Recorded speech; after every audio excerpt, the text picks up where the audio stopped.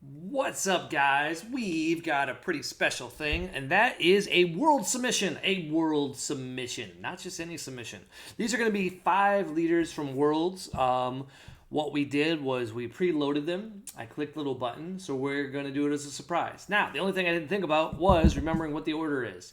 So it's going to be a surprise of which card we're looking at each time. So let's do it now. Number one, we're going to see how many black labels we have. We saw there was four tens and a 9.5.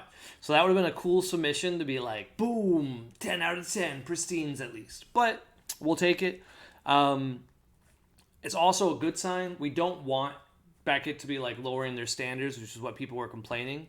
It's good to see that you still get 9.5s, you get 9s, you get 8s. I just did a big order with a lot of 8s and 9s. It's honestly just the fact that Dragon Ball's product is that good. That being said, let's go into it. First, but not least, Champa and a black label. Well, that's cool. I will take a black label in the form of Champa. So not the character I would want a black label in. I don't even know if there is a Universe 6 excitement. But hey, we got one black label already. So hey, that's exciting. Perfect centering, corner, edges, and of course surface. All right, let's boom. Whis, also black label. Well, that's exciting. 2 for 2. Those were the best two. I have a feeling the Trunks is going to be a 10 with a surface, but we'll see. And only mean that because of his foiling. So it's either going to be Trunks. These are all the lesser characters who weren't Saiyans minus Trunks. And the only reason I did Trunks under a slower method was I already have a Trunks BGS 10. Well, I did. I sold it. Next, Trunks. Oh, look at that. I called it. 9.5 on the surface. Perfect centering, but like I said, that gold foiling wasn't perfect. And someone noticed it. They were like, sorry, man, that's not a black label. You can have your pristine. That's okay. And last but not least, Demon God, also same thing. So Demon God comes back as a 10. Surfaces 9.5. And then that means, what is it, God Priest? Yes, Great Priest. Off center, edges hurt, and surfaces hurt. So I wonder if I put this one on the bottom and it got messed up or what, because I don't remember edges and surfaces on this one, but that's fine. That's why we get the subgrades to see what's going on. But you got to figure a 9.5 isn't exactly like super damaged. Like they could have saw the smallest imperfection, and then I think this one would have required one more 10 with two 9.5s to be it, or maybe it has to be 3 10s and a 9.5. I can't remember how the formula works, but hey, we'll take it. Not a bad submission. 4 10s, 2 black label, 2 regular. I will take it, enjoy it. We're going to be talking about some grading stuff right now of what I'm seeing in the market. I guess we can do that right now. So what I'm noticing is we're seeing cards kind of split, and this is what I expect to happen. I'm going to do a little bit more in-depth of analysis about it. We're seeing cards that are more fun go for an average. So for example, if you like Gogeta, most people are willing to pay $100 at a minimum for a pristine Vegeta, regardless of its rarity. Then we're seeing a slow uptick to other cards like promos and stuff like that, unless they're super elite. But we're seeing that price still for SERs. So people still want to pay extra money for an SER because they know how much SERs, they know their rarity.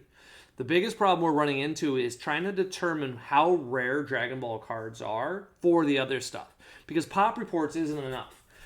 For example, 24 cards at most are probably going to be in the pop reports for both between Beckett and PSA for all these world's leaders. Well, that's because there's only about 24 that we know of that exist, and that's with people still resubmitting. Now, when we look at other cards like the Goku Blacks, well, the Goku Blacks weren't given out, but now they're slowly coming around. So it's interesting to see, were those given away from TOs? Was there extra tournaments? Like, how are they now getting into the market? Because those were a 2020 exclusive. So for 2 years, you couldn't get a Goku Black. They were $1,000 for a graded copy and 500 raw. And now we're seeing them go for like 250. So it's very unique to see what's happening in the market. But what we're seeing is the high-end market of Dragon Ball continues to overperform any other market. I'm in the Marvel market. I'm in a little bit of sports ball now. I don't like to be. I'm in the comic market, Disney, Marvel, all that stuff. We sell and buy a lot of that kind of collectible stuff. What we're noticing, though, people want high-end Dragon Ball, and it's those people that love Dragon Ball growing up who became successful. They want to be a part of that fandom. And you're noticing it's the same type of people. It's the MMA fighters who have accomplished a lot. It's people who are in music industry who accomplished a lot. Just anyone who's accomplished a lot in life wants the high end of Dragon Ball specifically. To them, it's a mixture of an investment, but it's also like a sign for them. You know, like they have a lot of good memories with the character, and they know it's a good investment for their future, but mostly it's just for them to keep it. Like they just want the card. So they're not even worried about the resale. They want to be the one to be like, hey, I own this, and there's only one of 50 in the world, one of 10 in the world. It doesn't matter the amount. They're not worried about the price tag. So that's cool to see because Pokemon's way more inflated. Pokemon has millions and thousands of cards, and they have a lot more vendors. So Pokemon gets confusing because the price of cards is always also dictated by the flipping market. Because you always have somebody trying to get in at the next peak. Because Pokemon's always going up, down, up, down, up, down. And if you guess correctly when the up and the down is coming for Pokemon, you can make millions of dollars in a year. The people like Logan Paul, who did it properly, I mean, like, you can make crazy money in that market.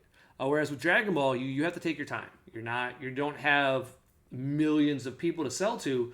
You have a few 100,000, but it's growing. And that's the important part I want to focus on and leave you with is we see new sellers daily. And the only thing that's weird about it is we just tell them to Google us. We're like, hey, just Google Ginger Fusion, Google my name. And if you don't see enough articles about it and you don't trust me, then just don't go forward the sale. But I'm not going to try to prove who I am. I don't know who you are. You're new.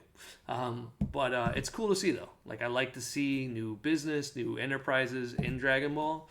And it's really good because we're seeing the possibility for other stuff with One Piece. One Piece was explosive.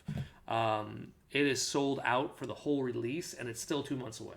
So I can only imagine how massive that's going to be to grade and what people want for black labels and just anything that's a rare promo.